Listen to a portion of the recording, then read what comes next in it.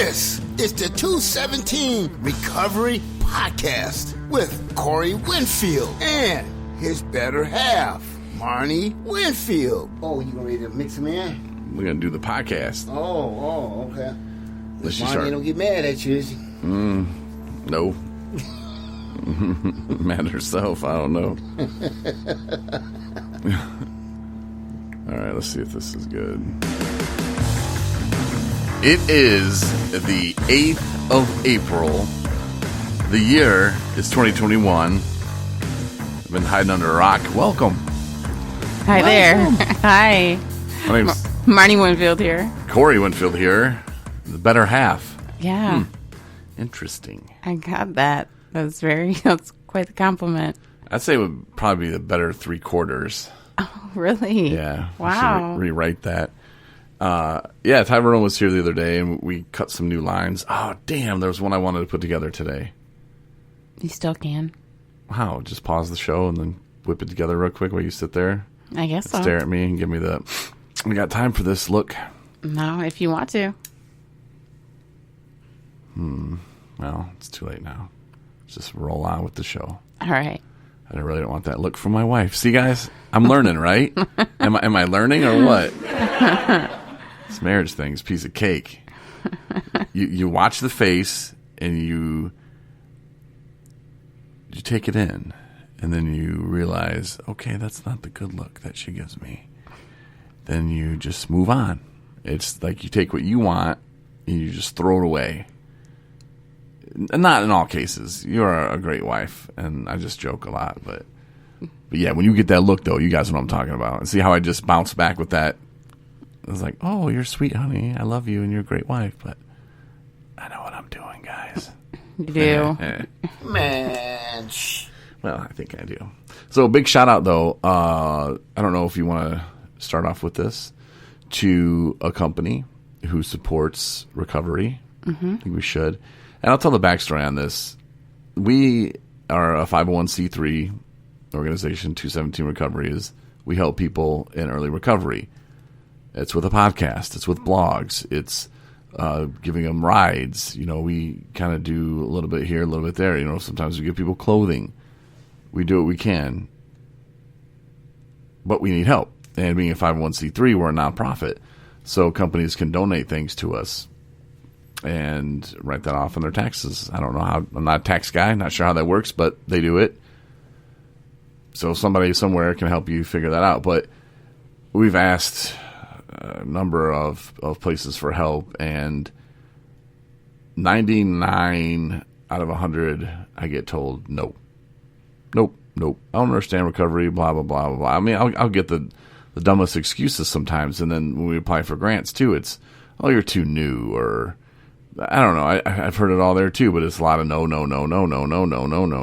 And I reached out to Shell gas company, and I guess they're not even from America, They're from India or something, over the Middle East somewhere. I don't know. Not American for buying from Shell, just saying. But so Speedway, I thought, there's a Speedway in my hometown of Coloma, Michigan, and I used to frequent it quite a bit. I thought, let me reach out to Speedway. So I sent them a little email saying, hey, this is what we do. We help people get to treatment. We help people get home from treatment. And I got an email back, and it wasn't the, oh, sorry, unfortunately. It wasn't none of those. It was just like, okay, well, that's interesting that you're doing what you do and that you guys do what you do. Can you tell me more? And so I sent it more information, and that was it. Until, drum roll, please. Last week, we got in the mail a letter from Speedway saying that they appreciate what we do for people in recovery, and gas cards, which will make it easier for us to go get people. And I was just so happy, so stoked. And, just by that little bit of what Speedway did, just acknowledging like, hey, you guys are doing great things for people here in America and in Michigan. And for them to just send those gift cards, it really, really meant a lot to me. And I think that if you're in recovery and you come up to a corner and you need gas and you have a Speedway on your right and you have everybody else on your left and down the corner and whatever, hit Speedway. Yeah, there Go you to go. Speedway. Go and buy a candy bar too.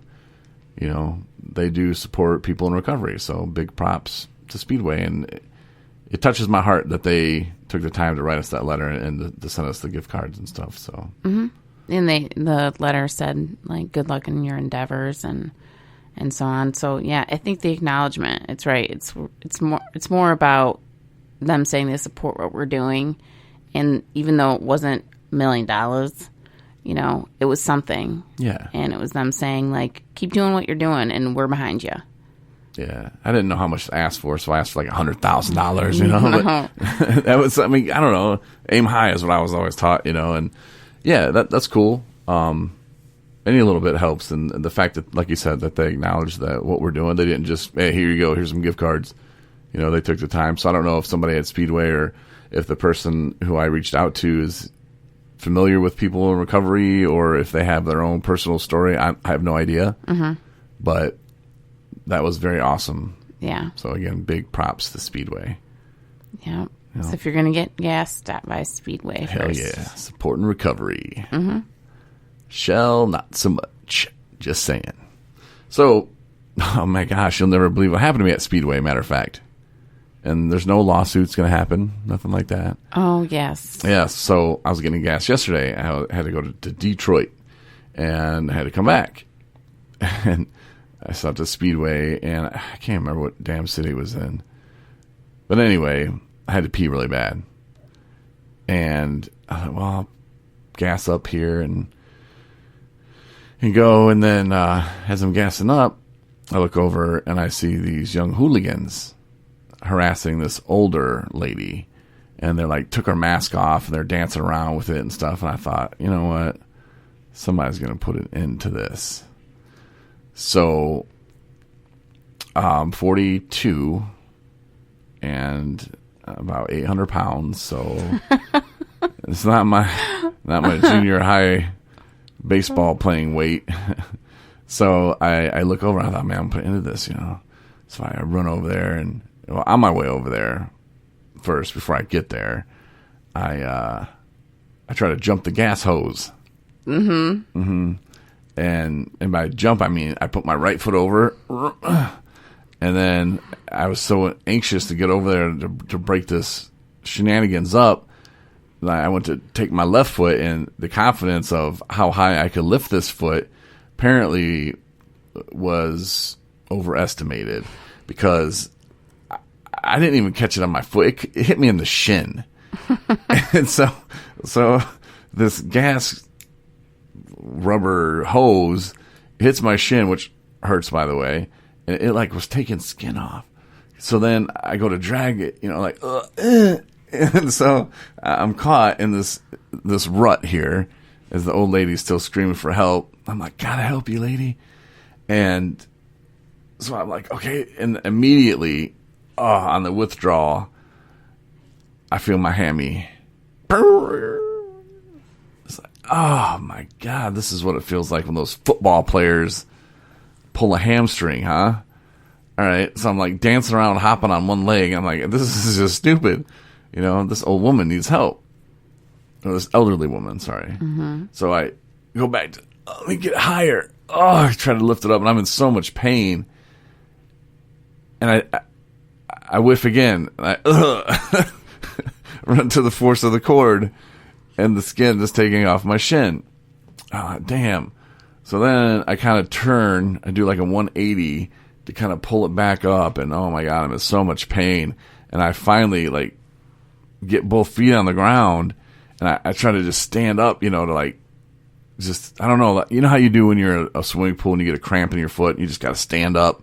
Or I guess when you get a cramp in general, they say just stand up or whatever. Didn't really help. It just still hurt like hell. And the commotion that I caused scared the young whippersnappers away. Okay. The ruffians. So they went running away. And so I did save the elderly woman. And then I never did go pee either. I think that's how I started the story. I had to pee. really bad. Yeah, you didn't film me. The first time you told me the story, you didn't tell me about the old lady. Oh. You did, and you didn't really explain that you were trying to track Star over the gas pump hose, but... I mean, track Star, like in slow motion, like I said. I picked the right leg up, got over that son of a bitch, and I just was overconfident, and I just started to go like, hey, I'm going to go into the gas station now. I mean, save the old lady. And I lit, and just, whoa, and I was like, like, what the hell? And then the pain immediately, and then I'm like bouncing, dancing around. I'm like, and I'm still, nope, one more time. And I turned and I flipped it over, and I was like, oh my God. And you said something yesterday, and it's probably really, really good that I didn't just fall right on my face. Yeah. And you were like, no, when you said it, you were like, I'm surprised you didn't fall. Oh, you were explaining You're like it checking all. my elbow and stuff for scrapes, and you're like, what happened? Like, where did you fall at? Your shirt's not that dirty. Yeah. This isn't... You're supposed to work an honest program, right?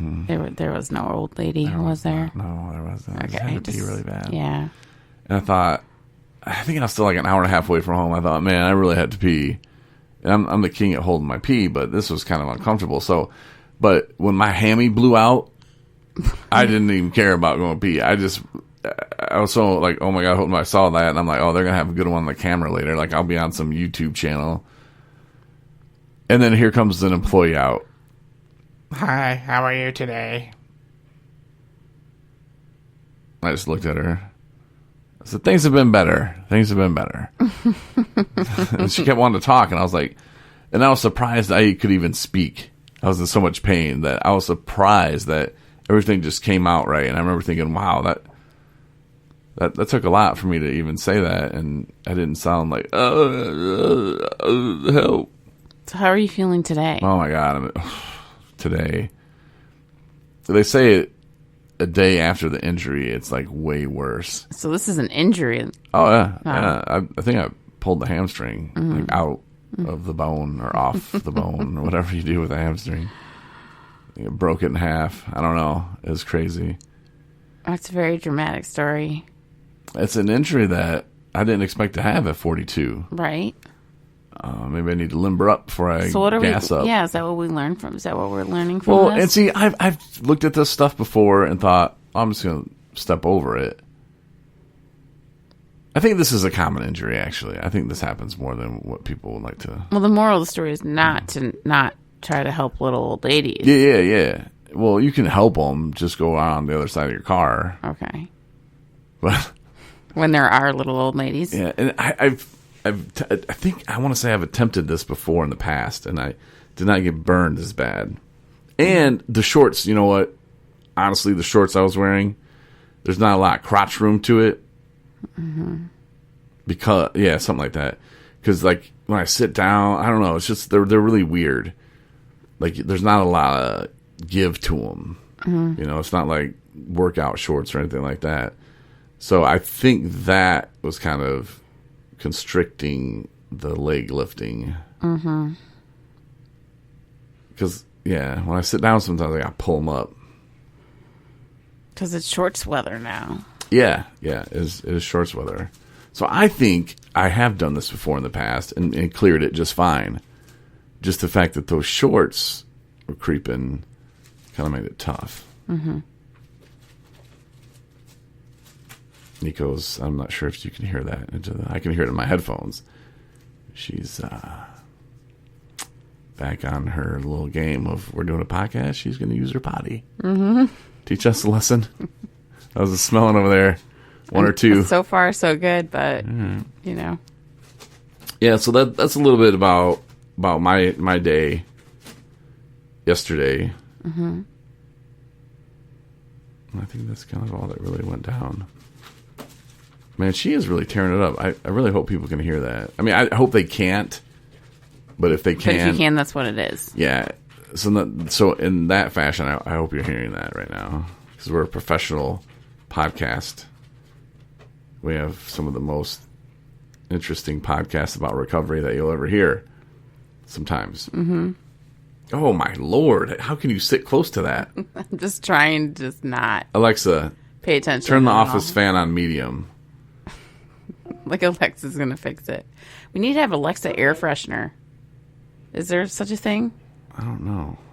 Oh my gosh. You got the fan going now, so it'll... I know. How did you just now get that? I just got it full intensity just now. That's all. Well, the fan's on. It's right next to you, so now you'll probably hear the fan for the rest of the podcast, and we'll just have to deal with it. It's not helping, is it?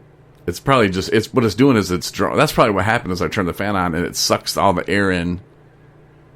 And then... So it's sucking the air from her bathroom past you to then cycle it through to put it back out on you. We need to move on from this. All right. It's a sad show. So I talked to a guy. Well, I didn't really talk to him, but I was messaging him today. And he's back at it again, which is cool. You know, but when I say back at it, he's back at it recovery. Mm-hmm. And he's doing some things, and he's kind of going outside of his comfort zone and doing things that he doesn't really want to do this time. But stuff that he has to do really for himself, in my opinion. Stepping outside the comfort zone. And there's a lot of people that have helped this guy along the way. And, I mean, it's not very similar to my story, but it is, you know, by just the relapsing over and over. And some people not giving up on him. And I mentioned to him, you know, some things that have really helped me, and maybe this can help you or somebody else out there right now, is, you know, don't give up on yourself. If you're like me, every time you said that's the last time I'm drinking, like, you really wanted to mean it, and stop using drugs. You know, that's the last time I'm doing it, and then you go relapse. You know, don't be so hard on yourself. But I told him that now it's time to show those people that you appreciate them by living a new lifestyle, by forgetting that old life, and it's time to create a new one. And that's an exciting time. You know, I think he's already made it through the scary parts of it, and he just keeps hitting that wall of, but, you know, it's time to create a new life. You know, look at it like that. Look at it like there's so much out there, and what do you want to do with your life? You know, Don't be that guy that you were yesterday or 3 weeks ago. That dude doesn't exist anymore. That woman doesn't exist anymore. It's the new you. That is exactly it. And that's the thing too, is like you were saying, is if I sat back when I decided to really make a change, and I sat back and you look at, they ask you, like, what are you going to do different this time? Because if you look back at what my attempts in sobriety previous times, it was, I was doing okay. I was getting, you know, I was doing some work, and I was, you know, I had acknowledged the fact that I was, you know, I had a problem and I had to deal with it. But then it was the choices that I made each, you know, after that point, like, okay, here I am. And then what was I really doing to change my life? What was I really doing to kind of restructure myself into creating the best possible me in a daily situation, daily living, that I can stay clean and sober. And that was a lot of things that were hard, and they were big things. You know, I needed to surround myself with people that are healthy for me. And, you know, some of those people I didn't even know yet. So I had to make my social circle and my Marnie circle really, really, really small. And I only let people in that I knew were on my side or by my side in my whole idea of what I was going to do with my new life. And so it was weird, you know, it felt kind of lonely at first, because I was like, I don't even care, and I realized those people don't even miss me. The people that I thought were my friends, they were not my friends. They were just people that I knew. They were people that I used with. They were people that I drank with. They had no interest in me and my well-being at the end of the day. So it was a lot, and at the end of the day, it was a lot easier than it felt like it was going to be. Mm-hmm. And and then I developed new relationships. I found people, I contacted people that I knew were safe, that I knew that were, in the program, or old friends I used to work with that, weren't drink. I knew them from different capacities, and it's not the bar scene and, what have you. So I reconnected with those people. I eliminated unhealthy people in my life that dragged me down over and over and over, that I, for whatever reason, felt like I needed them. And I didn't. I needed me back. And I didn't know how to get that. To do that, I kind of had to literally wipe the slate clean and start over. So, in a new job and a new place to live. And I started out with nothing, not $1. I didn't have a bank account, almost 2 years ago, I didn't have a bank account. I didn't have a car. I didn't have a job. So that being said, look at what can happen in that amount of time. Mm-hmm. So, but it was a lot of work, therapy and, going to meetings and staying diligent with my commitments, to the podcast and to myself and to my now husband. And, just doing the next right thing. Here I am.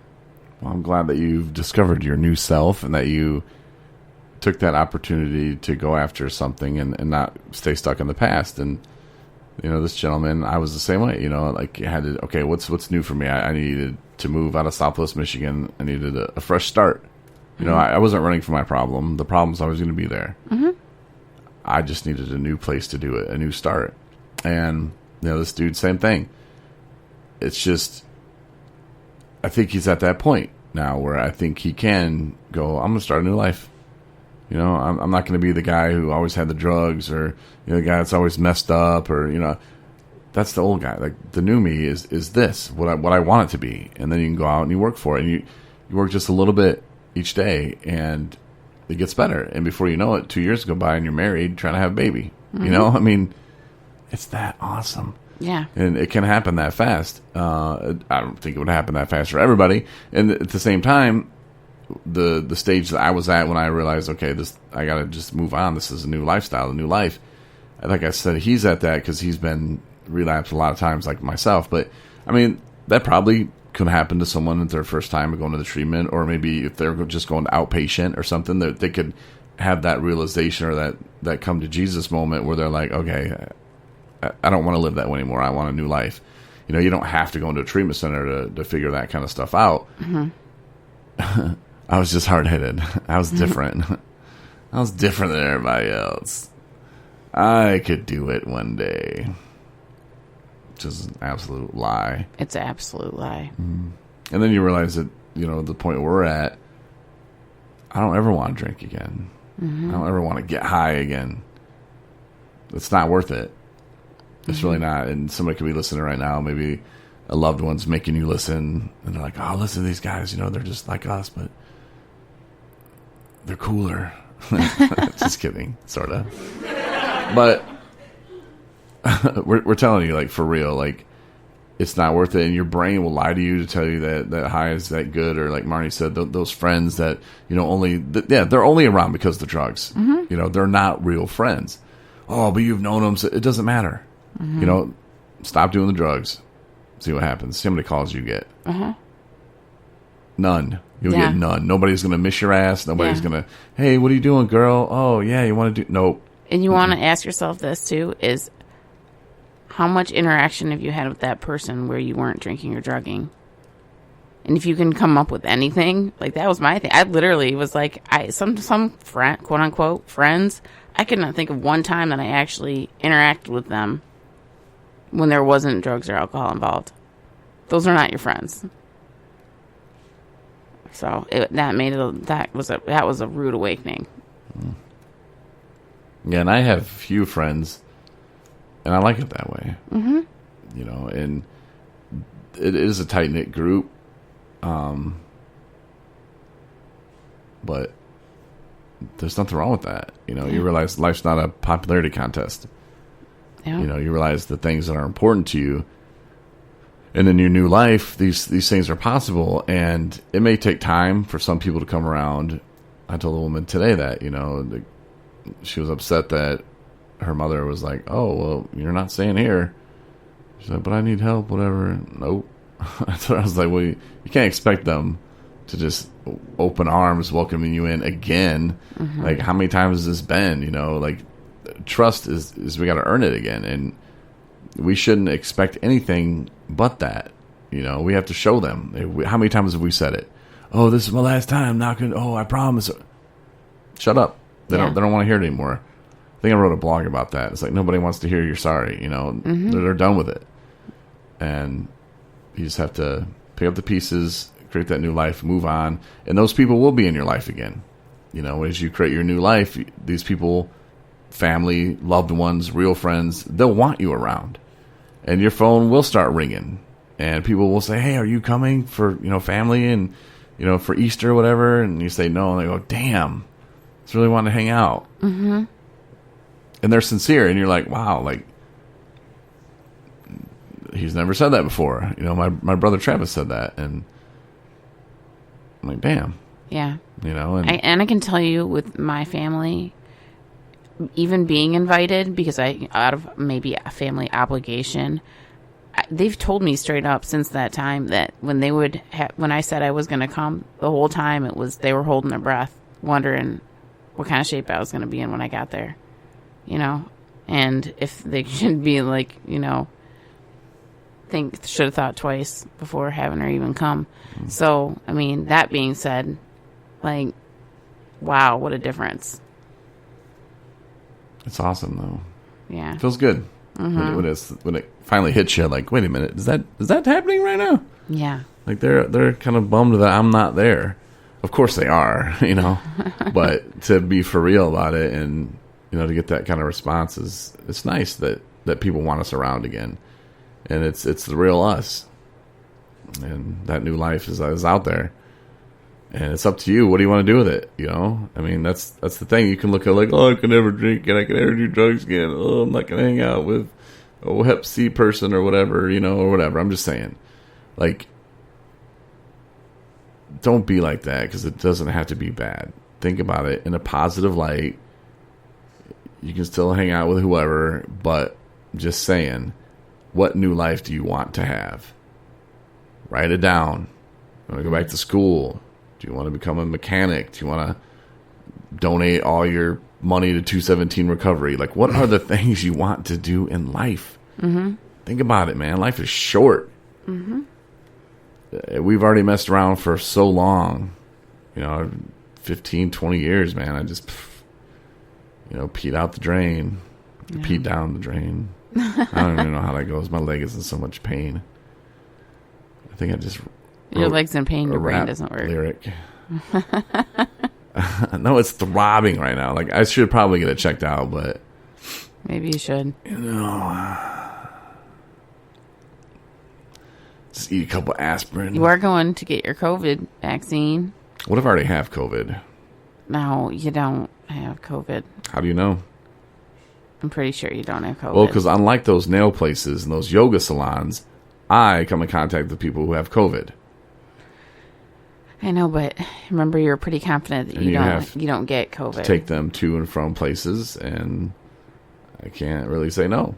Because of your caveman genes. They're Neanderthal genes. Oh, right. That's what I heard. Uh-huh.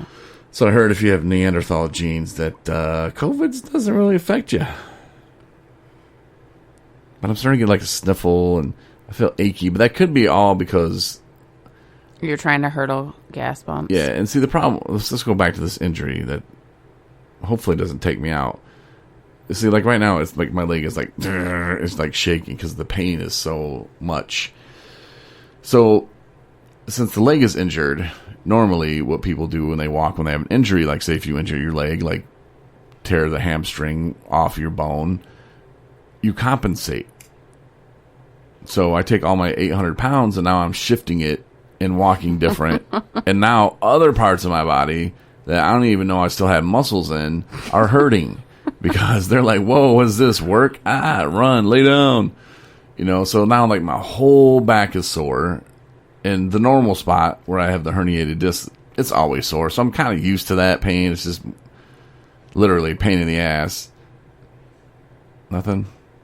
No, maybe. Okay. So, but now it's like in the middle of my back, the side of my back, the left shoulder blade. I think it's all in pain. And I'm getting like this sniffle, like kind of like right before you get the flu kind of feeling. Where you're just like... Well, I think you're tired, good, but... achy. You know what I'm talking about, the achy feeling. Yeah, I know. I'm getting that right now. Oh, okay. You don't look it, but that's okay. How do I look? Not sick. Really? Sexual relationship. All right, we're going to end the show right now. Oh, my God. No, but you got anything else? Things like there was something else. No, that was it for me. No, everything's good with me. I've been super busy. Work's going really good. And I don't know. I'm excited to listen to I haven't listened to the last couple of podcasts, so I need to get on that and listen. But no, it was fun having Tyrone here. It was good to see. He's a good friend and super kind soul and funny as crap. Makes me laugh. So I'm hoping he's doing well. And who knows? He might be joining us back up here in Traverse City. And yeah, so, it goes back to what we're talking about, reevaluating what's good for you, where you need to be the best you possible. And, sometimes you need to kind of trial and error with that, but at least he's, recognizing changes that he needs to make. Yeah. So hopefully he'll follow through with that. But no, everything else is good with me. All right, we can't end just yet. Okay. Because it's time for a little something special. But it's old, but it's new. Mm-hmm. You don't understand. Thursday night shout out with 217 Recovery. Oh, yeah. A little funky bed to it. I threw that together within 10 minutes maybe. I like it. Thanks. So my shout outs this week go to Jeff. What's up? Matt. You know what to do. And Justin. You're doing great, buddy. Nice. Also Eric. Okay. All right. I'll see. I'll shout out to Renee and Carrie and Shannon and our moms. Oh, damn it. Ha. He just threw his pen down. Yeah. And let's see. Roberta and Shane and Traeger. And yeah, that's my shout outs. All right. Nice. Mm-hmm. Good. Glad we got that in there today. Yeah. All right. Well, thanks again for listening. Saturday, I got a great story to tell you. You'll find out more about it on Saturday, obviously. Mm-hmm. But again, thanks again to the Speedway. That's the recovery gas station that you need to hit and doing things. We appreciate it. And yeah, we'll talk to you Saturday. Sounds good. That story that you don't want to miss. All right. All right. See ya. Bye.